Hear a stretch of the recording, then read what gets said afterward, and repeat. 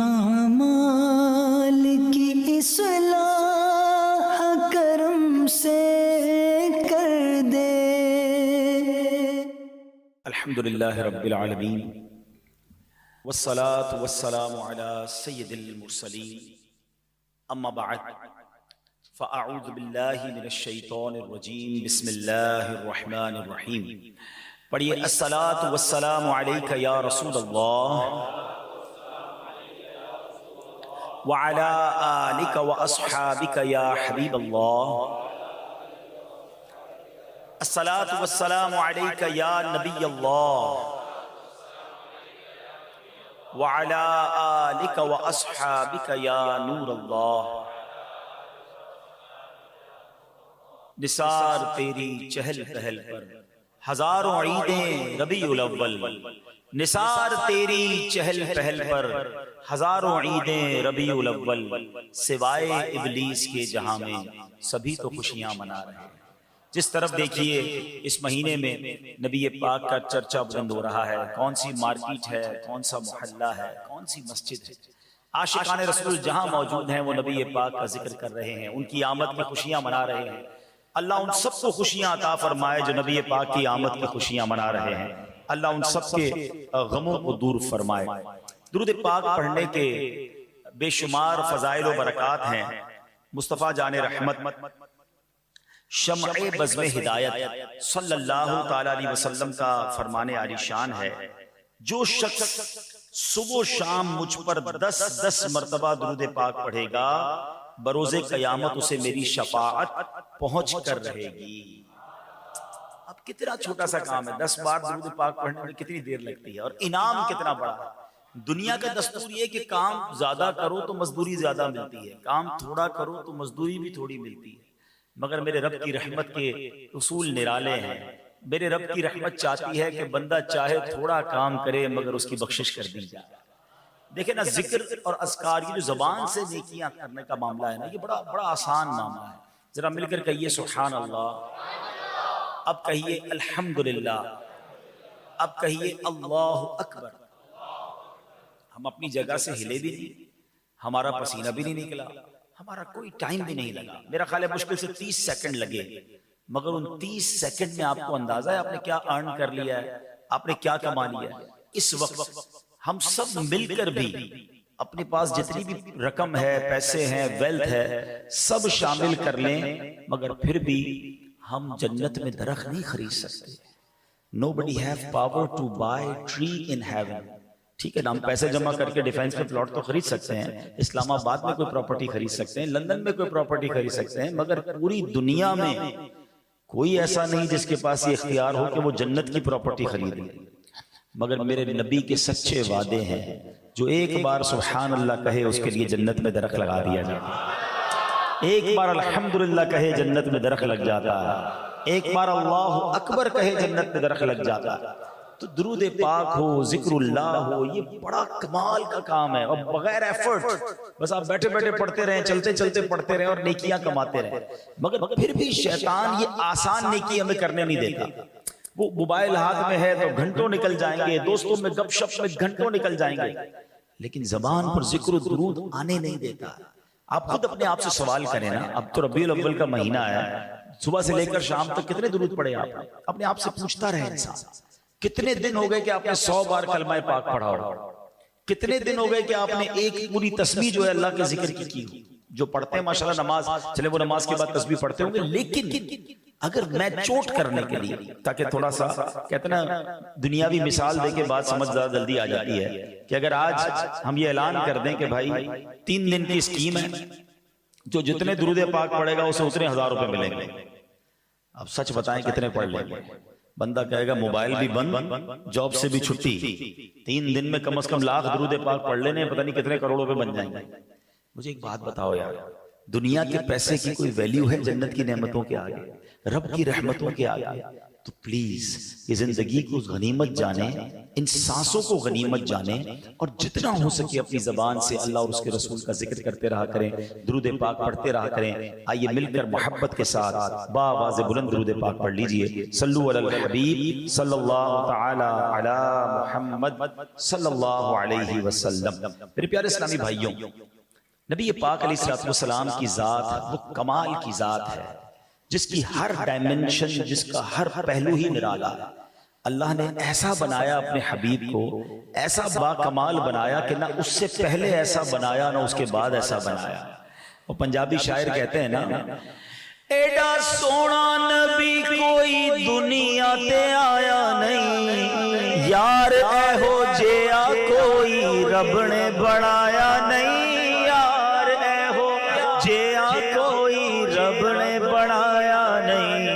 دید میرے نبی دیے رب دا نظارہ، قسم خدا دی مینوں سب نالوں پیارا۔ دید میرے نبی کی دید ایکچولی جو کہا گیا رب کا نظارہ، اللہ کی قدرت کا نظارہ ہے۔ جب کسی تصویر کو بندہ دیکھتا ہے تو کہتا ہے اس کا مصور کیسا ہوگا، اس کو بنانے والا کیسا ہوگا۔ جب حبیب کی شان دیکھتے ہیں تو بندہ سوچتا ہے اس حبیب کو بنانے والا رب کیسا ہوگا۔ اللہ کی قدرت کا مظہر ہے نبی پاک، each and every aspect of his life. آپ نبی پاک کی زندگی کا کوئی بھی پہلو اٹھا لیں، وہ ہر پہلو میں باکمال ہیں۔ عیب تو دور کی بات ہے، گمانے نقص بھی وہاں پر نہیں ہے۔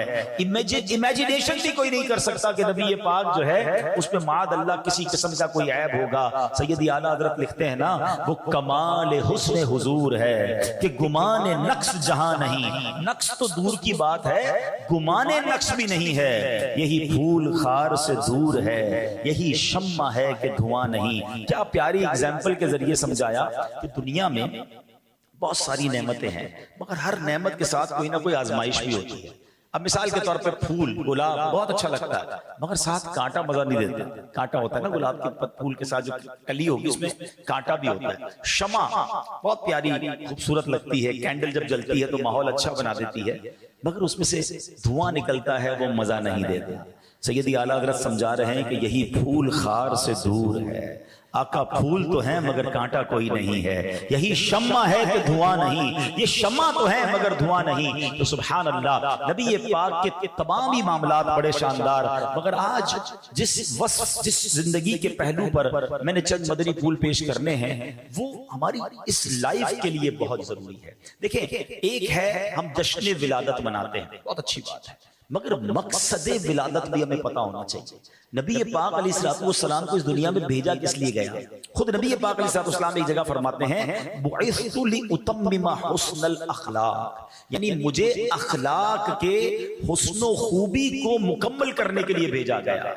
آئے ہائے، کیسا اخلاق تھا کہ قرآن فرماتا ہے وَإِنَّكَ لَعَلَىٰ خُلُقٍ عَظِيمٍ، بے شک تم یقیناً عظیم اخلاق پر ہو۔ یعنی نبی پاک علیہ السلام کے اخلاق کی قرآن مثال دے رہا ہے، اور گویا ہمیں رول ماڈل بتایا جا رہا ہے کہ لائف گزارنی ہے تو سرور کائنات علیہ السلام کے طریقے پر گزارنی ہے۔ نبی پاک نے کاروبار بھی کیا، آقا نے شادی بھی فرمائی، آپ کی فیملی بھی تھی، صرف پہاڑوں میں یا غاروں میں زندگی نہیں گزاری، یعنی زندگی کے وہ سارے کام کیے جو میں اور آپ کر رہے ہیں۔ آپ کے یہاں اولاد بھی ہوئی، آپ نے اپنے بچوں کی شادی بھی کی، آپ نے ٹریول بھی کیا، آپ کے دوست بھی تھے، آپ کے ساتھی بھی تھے، آپ لیڈ بھی کر رہے تھے، آپ جناب کمانڈ بھی کر رہے تھے، آپ نے جہاد بھی کیا، آپ نے دوسرے ملکوں سے تعلقات بھی بنائے۔ اللہ اکبر، یہ تمام کام ہمارے لیے رہنمائی ہیں۔ اگر کوئی باپ چاہتا ہے میں بہترین باپ بن جاؤں، وہ نبی پاک کی سیرت کو پڑھے۔ اگر کوئی دوست چاہتا ہے کہ میں بہترین دوست بن جاؤں، وہ نبی پاک کی صحابہ کے ساتھ جو ایٹیٹیوڈ تھا اس کو سمجھے۔ اگر کوئی بزنس مین چاہتا ہے کہ میں اچھی تجارت کروں، وہ سرور کائنات علیہ السلام کی تجارت کو دیکھے۔ اللہ اکبر، زندگی کا کون سا پہلو ہے جو ہمارے لیے رہنمائی نہیں رکھتا؟ میں آپ کو دو واقعات سناتا ہوں جو آج ہماری زندگی میں بڑا فرسٹریشن کا ماحول ہے، اور جناب بڑا جس کو کہیں کہ کوئی ٹالرنٹ کرنے کے لیے تیار ہی نہیں ہے۔ ہر بندہ ریڈی ٹو فائٹ ہے، نہ کسی میں صبر ہے، نہ کوئی کسی سے پیاری اور محبت والی بات کرنے کے لیے تیار ہے۔ آؤ میں بتاتا ہوں، جس نبی کا میلاد منانے آئے ہو اس نبی کا اخلاق کیسا تھا، میرے آقا کا انداز کیسا تھا۔ معاملہ کچھ یوں تھا، ایک شخص تھے جو یہودیوں کے اس زمانے میں عالم تھے، زید بن سعنا، بعد میں یہ مسلمان ہو گئے رضی اللہ تعالیٰ عنہ، بعد میں تو صحابی بن گئے، یہودی عالم تھے۔ ایک بار نبی پاک علیہ السلام سے کچھ کھجوریں انہوں نے خریدی، اور کھجوریں دینے کی مدت میں ابھی 2 یا 3 دن باقی تھے، بزنس ڈیل تھی اور ٹائم طے ہو گیا کہ اتنے دنوں بعد نبی پاک انہیں کھجوریں دے دیں گے، ابھی 2-3 دن باقی تھے کمٹمنٹ پورا ہونے میں۔ تو انہوں نے مسجد میں نبی پاک علیہ السلام کی چادر کو پکڑا پبلک کے سامنے، اور بڑی تیز نظروں کے ساتھ بڑی بلند آواز کے ساتھ کہا، اے محمد صلی اللہ تعالی علیہ وسلم، تم عبد المطلب کی ساری اولاد کا یہی طریقہ ہے کہ تم لوگ ہمیشہ حقوق ادا کرنے میں دیر لگایا کرتے ہو، اور ٹال مٹول کرنا یہ تم لوگوں کی عادت بن چکی ہے۔ پیارے آقا سے اس طرح بات، صحابہ موجود ہیں، مسجد نبوی شریف کا ماحول ہے، اب حضرت امیر المومنین عمر فاروق اعظم رضی اللہ تعالیٰ عنہ، آپ کا جلال، آپ کی نبی پاک سے محبت، آپ تو کھڑے ہو گئے نا کہ نبی پاک سے یہ کون اس طرح بات کر رہا ہے۔ بڑی تیز نظروں سے آپ نے انہیں گھورا اور کہا، اے اللہ کے دشمن، اگر نبی پاک کا ادب نہ ہوتا ابھی تلوار سے تیرے سر کو قلم کر دیتا۔ اللہ اکبر۔ اب نبی پاک کا ایٹیٹیوڈ کیا ہے ذرا تصور کرو، میں کہیں یا آپ کہیں جا رہے ہوں، ہمارے 4-5 دوست یا ہمارے باڈی گارڈ ہمارے ساتھ ہوں، اور کوئی ہمارے ساتھ بدتمیزی کرے، اب ہم کیا کرتے ہیں کہ جناب اتنے سارے لوگ ہمارے ساتھ ہیں، اس کو تو سیدھا سبق سکھانا ہے۔ نبی پاک کے ساتھ عمر فاروق بھی ہیں، دیگر صحابہ بھی ہیں، مسجد بھی آپ ہی کی ہے، یہ بندہ بھی غیر مسلمان تھا، مگر نبی پاک نے کیا کیا یہ سمجھو۔ آقا علیہ السلام نے عمر سے کہا، حضرت عمر رضی اللہ عنہ سے، اے عمر تم یہ کیا کہہ رہے ہو؟ تمہیں تو چاہیے تھا کہ مجھے ادائے حق کی ترغیب دیتے، مجھے یہ کہتے کہ حضور اس کی کھجوریں دے دیں، اور اس کو نرمی کے ساتھ بات کرنے کا سمجھاتے کہ تم نرمی سے بات کرو، اور نبی پاک فرماتے تو مجھے کہتے کہ پیارے آقا آپ اس کا حق ادا کر دیں۔ اللہ اکبر۔ اب نبی پاک نے حضرت عمر سے کیا کہا کہ اس کو اس کے حق کے برابر کھجوریں دے دو، اور تھوڑی کھجوریں زیادہ بھی دے دو۔ حضرت عمر کہتے ہیں ایک تو بدتمیزی کی اس نے، اچھا ٹھیک ہے اب اس کی جتنی کھجوریں نکلتی اتنی دینا، ایکسٹرا کس چیز کی دینی ہے؟ نبی پاک علیہ السلام نے فرمایا چونکہ تم نے ٹیڑھی، اچھا اب نبی پاک نے ان کی تربیت تو فرما دی کہ اس لیے دینی ہے کہ تم نے اس کو بڑی ٹیڑھی نظروں سے دیکھا تھا، غصے سے دیکھا تھا، اس کا دل ٹوٹ گیا ہوگا، تھوڑی کھجوریں زیادہ دے دو تاکہ اس کا دل جو ہے وہ تم سے بہل جائے، اس کا دل صاف ہو جائے۔ حضرت عمر اس کے پاس جا کر کھجوریں لے کر گئے۔ اچھا یہاں ایک بڑی باریک سی بات ہے، نبی پاک خود بھی کھجوریں دے سکتے تھے، کسی اور کے ذریعے بھی بھیجا سکتے تھے، مگر صحابہ کی تربیت کا انداز کیا ہے کہ جس صحابی کو زیادہ جلال آیا اسی صحابی کے ذریعے کھجوریں بھجوائیں، اور کہا تھوڑی زیادہ بھی دو تاکہ تربیت ہو جائے۔ حضرت عمر جاتے ہیں، زید بن سانا سے کہتے ہیں تمہاری کھجوریں لے لو، اور یہ تمہارے لیے کچھ اور کھجوریں بھی نبی پاک نے بھجوائی ہیں۔ کہتے زیادہ کیوں بھجوائی ہیں؟ کہا میرے آقا نے فرمایا میں نے تم کو بڑے غصے سے دیکھا تھا، تمہارے سامنے میری آواز بلند ہو گئی تھی، تمہاری دل جوئی کے لیے کچھ کھجوریں زیادہ بھجوائی ہیں۔ اللہ اکبر۔ اب زید بن سانا نے کیا کہا، اے عمر تم مجھے پہچانتے ہو میں کون ہوں؟ کہ کون ہوں؟ کہا میں زید بن سانا ہوں۔ کہ تم وہی ہو جو یہودیوں کے بہت بڑا عالم ہے؟ کہا میں وہی ہوں۔ کہ پھر تمہیں تمیز نہیں ہے کہ اللہ کے نبی سے بات کیسے کرتے ہیں؟ اتنی تم نے بلند آواز سے بات کی، اتنا مس ایٹیٹیوڈ تم نے کیا۔ اب سنو زید بن سانا کیا کہتا ہے، وہ کہتے ہیں بات یہ ہے کہ میں نے اپنی کتابوں میں پڑھا ہے کہ جو آخری نبی ہوں گے ان میں 2 نشانیاں ہوں گی، ایک تو یہ ان کی نرمی غصے پر غالب رہے گی، اور دوسری یہ کہ جتنی جہالت کا برتاؤ کیا جائے گا اتنا حلم اور بردباری ان کا بڑھتا چلا جائے گا۔ اے عمر مجھے ٹیسٹ لینا تھا، مجھے پتا تھا کہ بڑوں سے اس طرح بات نہیں کی جاتی، مگر مجھے چیک کرنا تھا کہ جو ہماری آسمانی کتابوں میں آخری نبی کی نشانیاں ہیں یہ نشانیاں ان میں موجود ہیں کہ نہیں۔ اے عمر میں نے پہچان لیا ہے یہ اللہ کے آخری نبی، یہ سچے نبی ہیں۔ عمر سنو میں بہت مالدار آدمی ہوں اور میں نے اپنا آدھا مال نبی پاک کے قدموں میں قربان کر دیا، اسلام کے لیے وقف کرتا ہوں، اور میں کلمہ پڑھتا ہوں اور گواہی دیتا ہوں کہ اللہ کے سوا کوئی معبود نہیں اور محمد الرسول اللہ اللہ کے رسول ہیں۔ اللہ اکبر۔ یہ ایک واقعہ کاش ہمیں سمجھ آ جاتا ہے۔ دیکھیں ٹٹ فور ٹیٹ، جیسے کو تیسا، اینٹ کا جواب پتھر سے۔ ارے اس نے میرے سامنے بدتمیزی کی، اب میں اس کو بتاتا ہوں میں کون ہوں۔ اس نے ایک گالی دی میں اس کو 7 گالیاں دوں گا، اس نے بدتمیزی کی اب اس کی اوقات یاد دلاؤں گا۔ یہ اسلام نہیں ہے۔ نبی پاک اور صحابہ یہاں بدلہ لیتے تو کیا زید بن سانا مسلمان ہوتے؟ آلویز آپ معاف کر کے دوست بنا سکتے ہیں، آپ بدلہ لے کے دوست نہیں بنا سکتے۔ بہت تھوڑی لائف ہے، 50 60 70 سال رہنا ہے، اگر اس میں بھی لڑائیاں ہی کرتے رہے، دشمن بناتے رہے تو زندگی کا لطف کیا رہے گا؟ ارے معاف کر دیا کرو، درگزر کر دیا کرو، دوست بنایا کرو، لائف تھوڑی ہے، لائف انجوائے کرو۔ لیکن آج حال یہ ہے فلاں بھائی سے بات نہیں ہے، فلاں بزنس مین سے میری بات بند ہے، اس رشتہ دار کے گھر میں نہیں جاتا، نہیں میں اس کی دعوت میں نہیں جاؤں گا۔ ارے زندگی کو شارٹ کیوں کرتے جا رہے ہو؟ اپنے معاملات کو کیوں کم کرتے جا رہے ہو؟ آقا کا یہ طریقہ نہیں تھا۔ اچھا نعت ہم سب پڑھتے ہیں، سلام اس پر کہ جس نے گالیاں سن کر دعائیں دی، سلام اس پر کہ جس نے خون کے پیاسوں کو کبائیں دی۔ آقا تو جانی دشمن کو معاف کر دیتے، ہم جناب ایک غلطی کسی کی معاف کرنے کے لیے تیار نہیں ہیں۔ ایک بار نبی پاک صلی اللہ تعالی علیہ وسلم کہیں آرام کر رہے تھے، ایک دشمن غیر مسلم معاذ اللہ نبی پاک پر معاذ اللہ قاتلانہ حملہ کرنے کے لیے تلوار لے کر آ گیا۔ کوئی گارڈ نہیں، نبی پاک کے ساتھ کوئی اس وقت صحابی بھی نہیں تھا، ہاتھ میں تلوار، نام تھا اس کا غورس۔ نبی پاک کے سامنے آ کے کھڑا ہو گیا، پیارے آقا کی مبارک آنکھیں کھلی، غورس بڑے تکبر میں کہتا ہے، اے محمد آج تمہیں مجھ سے کون بچائے گا؟ کیونکہ کوئی نہیں تھا، ہاتھ میں اس کے تلوار ہے۔ سبحان اللہ، نبی پاک نے ایک ہی لفظ کہا، اللہ۔ ادا کس کی زبان سے ہوا تھا؟ اللہ کے حبیب کی زبان سے۔ نام کس کا کہا؟ اللہ۔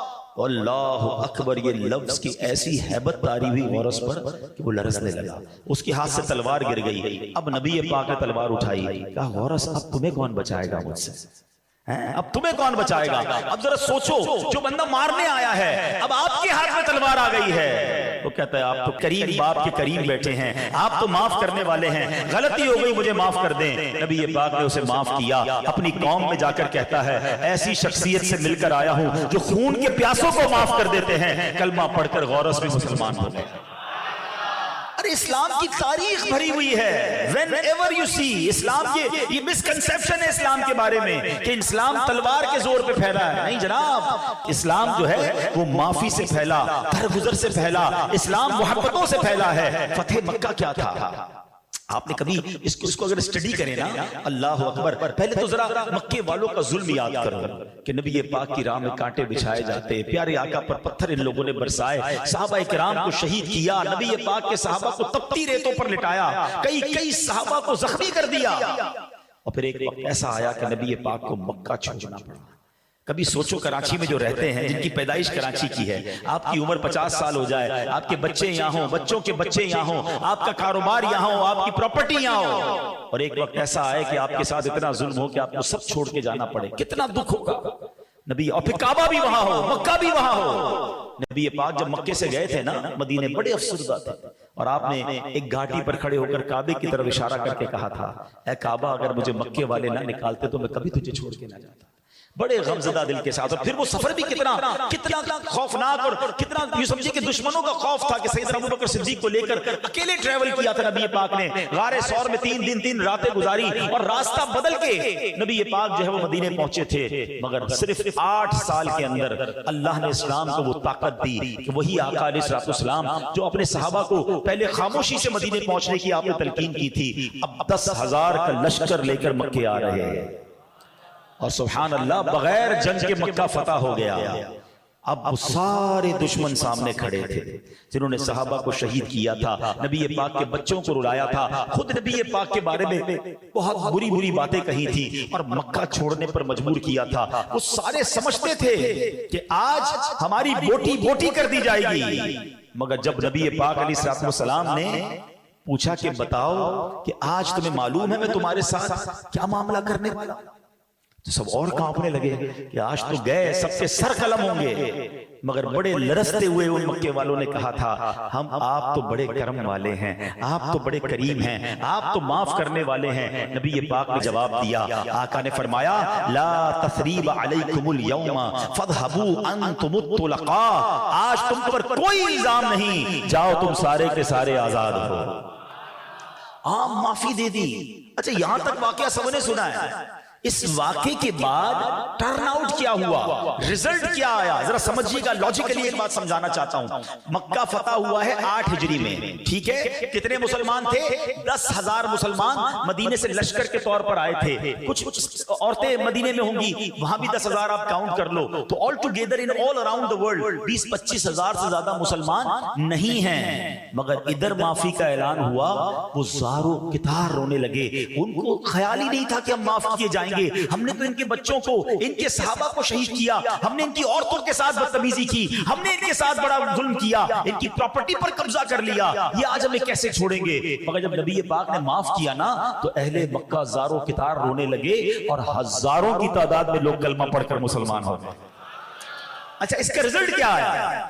حجت الوداع کب ہوا ہے؟ دیکھو میں آپ کو چلے چھوٹی سی اسلام کی ہسٹری سمجھو. اسلام کس گریجولی انداز سے آگے بڑھا ہے. اسلام جب نبی پاک علیہ السلام مکے سے مدینے گئے نا تو تقریباً 70-80 صحابہ ہجرت کر کے گئے تھے. وہاں پہلے سے کچھ صحابہ موجود تھے. 2 ہجری میں غزوہ بدر ہوتا ہے. کتنے صحابہ تھے؟ سب کو بدر والوں کی تعداد یاد ہوگی، 313. یاد ہے نا؟ 2 ہجری ہجرت کر کے گئے اور آفٹر 2 ایئرز اونلی. اور اس وقت نبی پاک نے بدر کے میدان میں ایک جملہ کہا تھا دعا کرتے ہوئے کہ یا اللہ اگر آج یہ مارے گئے تو تیرا نام لینے والا دنیا میں کوئی نہیں ہوگا. اس کا مطلب پوری دنیا میں 313 صحابہ بدر میں تھے، کچھ خواتین ہوں گی. آل ٹوگیدر موٹا حساب کر لو 600-700 لوگ دنیا میں مسلمان تھے. ہجری کون سی ہے؟ 2. 3 ہجری میں ہوتا ہے غزوہ احد، وہاں 700 مسلمان احد کے میدان میں ہیں. 300 سے تعداد کہاں پہنچی؟ 700 تک. پھر اس کے بعد آگے چلیں، 6 ہجری میں صلح حدیبیہ ہوتا ہے. جب مسلمان مدینے سے مکے عمرہ کرنے گئے تھے، 1400 کا نبی پاک لشکر لے کر آئے تھے. 700 سے تعداد کہاں پہنچی؟ 1400. کتنی سلو گروتھ ہے، سمجھ رہے ہو آپ؟ نبی پاک نے اعلان نبوت کب کیا ہے؟ 40 سال کی عمر میں. تھوڑا میرے ساتھ رہو نا تو سیکھ لو گے بات کو. کتنے سال کی عمر میں کیا؟ 40 سال کی عمر میں. مکے کب گئے تھے؟ 53 سال کی عمر میں. 13 سال کی تبلیغ کے بعد 70-80-100 مسلمان ہوئے. 2 ہجری اور ملا لیں، 13 اور 2 کتنے ہو گئے؟ 15 سال میں بدر ہوتا ہے. بدر میں کتنے تھے؟ 313. اب جناب آگے جا کے 6 ہجری میں ہو رہا ہے صلح حدیبیہ. کتنے ہو گئے؟ 1400. 6 اور 13 سال مکے والے، 19 سال کی تبلیغ ہے. اور مسلمان کتنے ہوئے؟ 1400. سمجھ رہے ہو؟ تبلیغ کون کر رہا ہے؟ رب کے حبیب. کتنی تکلیفیں اٹھائیں. اور اب 8 ہجری میں، اچھا صلح حدیبیہ میرا موضوع نہیں ہے، ورنہ جنہوں نے پڑھا ہے وہ میرا جملہ پک کر لیں گے. آپ کو یاد ہوگا جب صلح حدیبیہ میں نبی پاک نے احرام اتارا تھا نا تو کچھ صحابہ نے کہا تھا حضور یہ کیسی معاہدہ ہے، ہم بغیر عمرہ کیے جا رہے ہیں. تو آپ نے فرمایا تھا یہ فتح ہے، یہ فتح کی طرف اشارہ ہے. میرے آقا نے مستقبل کی پلاننگ بتائی تھی. 6 ہجری میں 1400 ہیں، 8 ہجری میں 10,000 کا لشکر لے کر آ رہا ہے اور مکہ فتح ہو گیا within 2 years. پھر بھی میں اب جو بتانے جا رہا ہوں بات وہ بڑی امیزنگ بات ہے، یہ آپ کو پتا ہونی چاہیے. 10,000 لوگ کب ہیں؟ 8 ہجری میں. اگین کیلکولیٹ کرتے ہیں، 13 سال مکے والے، 8 سال مدینے والے، کتنے ہو گئے؟ 21 سال. کتنے مسلمان ہوئے؟ 10,000. سمجھ رہے ہو نا بات؟ اب 9 ہجری میں حجت الوداع ہوتا ہے. عرفات کے میدان میں 1,24,000 صحابہ موجود ہیں. اذا جاء نصر اللہ والفتح ورأیت الناس يدخلون فی دین اللہ افواجا. رب نے قرآن میں اب نبی کو بشارت دے دی تھی ایک وقت آئے گا کہ فوج در فوج لوگ مسلمان ہوں گے. یہ فتح مکہ کا رزلٹ تھا کہ نبی پاک نے بدلہ نہیں لیا، ان کے سر قلم نہیں کیے. اگر وہاں سر قلم کیے جاتے وہ مکے کے سارے لوگ دشمن بنتے، ان کی اولاد بدلہ لیتی، مسلمان جنگ میں لگے رہتے. آقا نے سب کو معاف کیا. 1 سال کے اندر 10,000 کا فگر جو ہے وہ 1,24,000 تک پہنچ گیا. اور اس کے بعد جو اسلام نے ٹیک آف کیا ہے، آج دنیا کا کون سا کونا ہے جہاں میرے آقا کا نام لینے والے نہیں، جہاں مسلمان نہیں. بتایا جاتا ہے 200 کروڑ مسلمان اس وقت دنیا میں موجود ہیں. اور اس وقت بھی دنیا میں سب سے تیزی سے پھیلنے والا اگر کوئی مذہب ہے، the most growing religion on earth، اللہ کی رحمت سے وہ ہمارا مذہب اسلام ہے. تو اسلام معافی سے پھیلا ہے، اسلام درگزر سے پھیلا ہے. اور آج وہی جاہلیت کی رسمیں ہمارے اندر آ گئی. میں معاف نہیں کروں گا، میں جناب کسی میں کیسے چھوڑ دوں، میں بتاؤں گا میں کون ہوں. واقعی یہ وہ غلطی کر رہے ہیں ہم نبی پاک کو بھی ناراض کرتے ہیں، اللہ کو بھی ناراض کرتے ہیں کہ جب ہم بدلہ لینے کی بات کرتے ہیں، ہم دشمنی کی بات کرتے ہیں، ہم چھوٹی غلطی بھی کسی کی معاف نہیں کرتے. ہمارا ملازم غلطی کرے اس کو گالیاں نکالتے ہیں، اس کو برا بھلا کہتے ہیں. ارے وہ انسان ہے، ہو گئی غلطی، کبھی معاف بھی کر دیا کرو. ہر غلطی کی سزا نہیں ہوتی. بیوی سے غلطی ہو جائے اس کو گالیاں دیتے ہیں، بچوں سے غلطی ہو جائے بعض اوقات اس پر زیادتی کرتے ہیں. ایسا نہ کرو اے میرے پیارے اسلامی بھائیوں. اللہ معاف کرنے والا ہے اور معافی کو پسند کرتا ہے. ہم سب یہ چاہتے ہیں کہ اللہ ہم سب کو معاف کر دے. یہ چاہتے ہو نا؟ کبھی کیا دعا کرتے ہو؟ اے اللہ میری سارے گناہ معاف کر دے. تم نے کسی کو معاف کیا ہے؟ یہ کیسی عجیب بات ہے کہ میں اللہ کے بندوں کو معاف کرنے کے لیے تیار نہیں ہوں اور اللہ سے کہہ رہا ہوں یا اللہ تم مجھے معاف کر دے. ارے کبھی یہ تو سوچو کہ اللہ کی بارگاہ میں جواب کیا دو گے؟ مزہ یہ ہے کہ تم رب سے یوں دعا کرو کہ اے اللہ میں نے تیرے سارے بندوں کو معاف کر دیا، اے میرے مولا تو بھی مجھے معاف کر دے. میں بندہ ہو کر میرے بندوں کو معاف کیا، دکھایا میرا دل لوگوں نے، ستایا مجھے، تکلیف دی، مگر مولا تجھے معافی بڑی پسند ہے. میں نے تیرے سارے بندوں کو معاف کیا، اب اے کریم تو بھی مجھے معاف کر دے. یہ ریلیونٹ معافی بنتی ہے نا. مگر آج دلوں میں کدورتیں، دلوں میں دشمنیاں، اور اللہ سے معافی مانگ رہے ہیں. پلیز سوچو. ایک واقعہ آپ نے سنا ہوگا کہ یہ معافی کتنی رب کو پسند ہے. پتہ ایک شخص تھا، اس کی بیوی نے ایک بار کھانے میں نمک بہت زیادہ ڈال دیا. ٹھیک ہے، اب جب نمک ڈالا تو اس کو تو بڑا غصہ آیا کہ یہی پلیٹ اٹھا کے اس کے منہ پہ ماروں.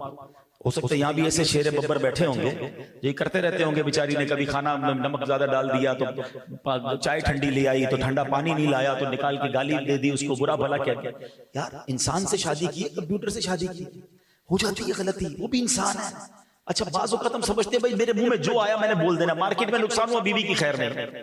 ارے اس میں اس کا کیا قصور ہے؟ تمہارا موڈ آف ہے تو جا کے اسی پہ غصہ اتارنا ہے. ایک بات یاد رکھنا، میں بڑی گہری بات کہنے جا رہا ہوں، شاید بہت سارے لوگوں کے لیے عجیب بات ہوگی، اور اللہ سلامت رکھے میرے پیر و مرشد کو، امیر اہل سنت کو کیا تربیت فرماتے ہیں. دیکھا کرو ان کے مدنی مذاکرے مدنی چینل پر. ایک بار آپ نے مدنی مذاکرے میں فرمایا کہ اگر شوہر اپنی بیوی سے زیادتی کرتا ہے تو اس کو اپنی بیوی سے معافی مانگنی پڑے گی. باپ اپنے بیٹے سے اگر زیادتی کرتا ہے، بیٹے کو تو کہا جاتا ہے باپ کا حق مانو، اچھی بات ہے، مگر باپ کو بھی یہ اجازت نہیں ہے کہ وہ بیٹے پر ظلم کرے، اس کو بیٹے سے معافی مانگنی پڑے گی. اور آگے بڑھ کر فرمایا اگر پیر مرید سے زیادتی کرے گا تو پیر کو بھی مرید سے معافی مانگنی پڑے گی.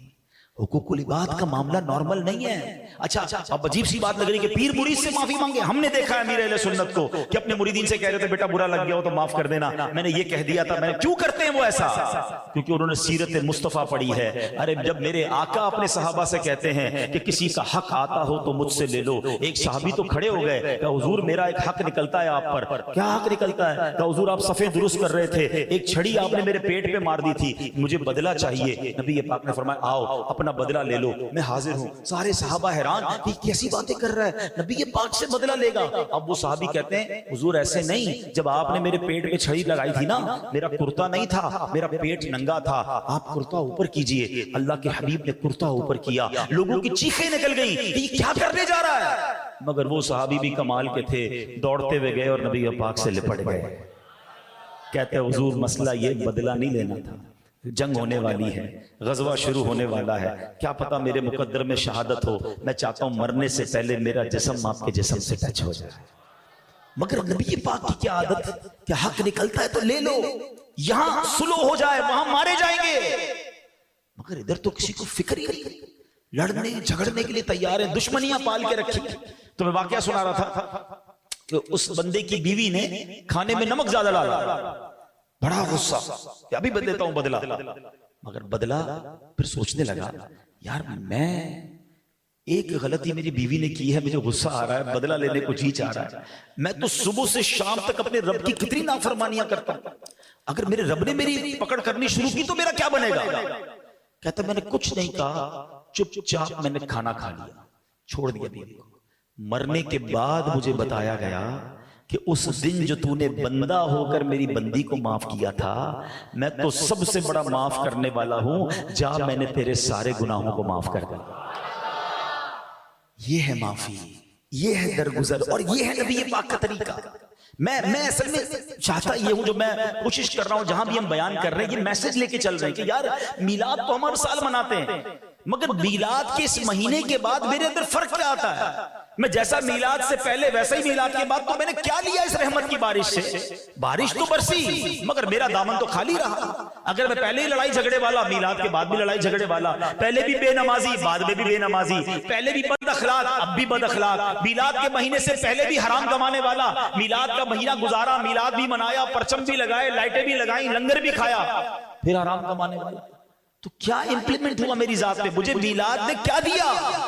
اس کا مطلب میں نے دل کا دروازہ کھولا نہیں ہے، ورنہ میلاد کے اجتماع میں تو بڑی برکت ہوتی ہے۔ پلیز کم از کم یار ربیع الاول کے مہینے میں نبی پاک کی ایک ادا تو سیکھ لو کہ یار یہ والی اب بس میری لائف میں آج کے بعد میں اس کو شامل کر لیتا ہوں۔ آپ کو کوئی کہے یار تم تو بہت غصے ہوتے تھے، بات بات پہ لڑتے تھے، تم بڑے نرم ہو گئے ہو، تو آپ کہیں یار آقا کا میلاد آیا ہے، میرے آقا معاف کرنے والے تھے، میں بھی معاف کرنے والا بن گیا۔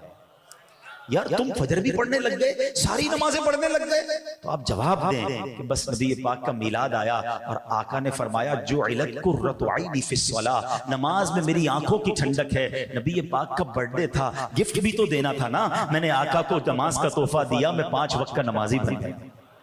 تو میلاد کا ایسنس ملے گا نا، تو اس کی برکتیں ملیں گی، تو مزہ ہے کہ یار ہم میلاد کرتے تو ہمارے اندر فرق آتا ہے۔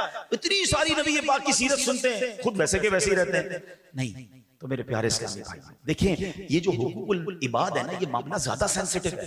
دیکھیں ماشاءاللہ مجھے کافی سارے چہرے نظر آ رہے ہیں، نمازی بھی ہیں، چہرے پہ داڑھی بھی ہے، یا حاجی بھی ہوں گے، عمرہ کرنے والے بھی ہوں گے، صدقہ خیرات کرنے والے ہوں گے، بہت اچھی بات ہے، مگر یہ سارے کام پتہ ہے کیا ہے؟ یہ ہے حقوق اللہ، اب میرا اور اللہ کا معاملہ ہے۔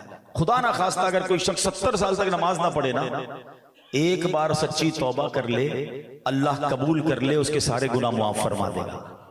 لیکن بندوں سے جو معاملہ ہے نا وہ زیادہ سینسٹیو ہے، کیونکہ اگر کسی کا دل دکھایا نا، کسی کے ساتھ زیادتی کی، تو جب تک بندہ معاف نہیں کرے گا رب بھی معاف نہیں فرمائے گا۔ آپ سوچیے، ہم بعض اوقات نماز میں پنکچوئل ہوتے ہیں، حج بھی کر رہے ہوتے ہیں، روزے بھی رکھ رہے ہوتے ہیں، لیکن لوگوں کے ساتھ برتاؤ ٹھیک نہیں ہوتا، فیملی کے ساتھ برتاؤ ٹھیک نہیں ہوتا، کسی کے ساتھ نرمی سے بات نہیں کر رہے ہوتے۔ یہ نہ کریں۔ یہاں تو بندہ کہتا ہے جو کرنا ہے کر لے، میرے آگے کوئی نہیں بول سکتا، مجھ سے کون پیسے وصول کر سکتا ہے، جو تیرے سے ہو سکتا ہے کر لے۔ یہ جملے بولا نہ کرو۔ ہاں ٹھیک ہے وہ غریب جو ہے نا کچھ کر نہیں سکتا، مگر ایک کام کر سکتا ہے کہ اللہ کو مدد کے لیے پکار سکتا ہے، اور ظالم کی گریبان پر مظلوم کا ہاتھ ہوتا ہے جب رب عز و جل اس سے انتقام لیتا ہے۔ میں پنجاب میں پچھلے دنوں گیا، ایک جملہ سنا مجھے تو کپ کپی آ گئی۔ پنجابی لوگ ایک بڑا پیارا جملہ کہتے ہیں مضبوط آدمی سے نہ ڈرو، ماڑے آدمی سے ڈرو۔ مطلب ماڑا کہتے ہیں کمزور کو۔ تو میں حیران، میں نے کہا اس کا کیا مطلب؟ کہتے ہیں ماڑا جب ہاتھ اٹھاتا ہے نا، جب فریاد کرتا ہے نا، تو وہ عرش تک جاتی ہے۔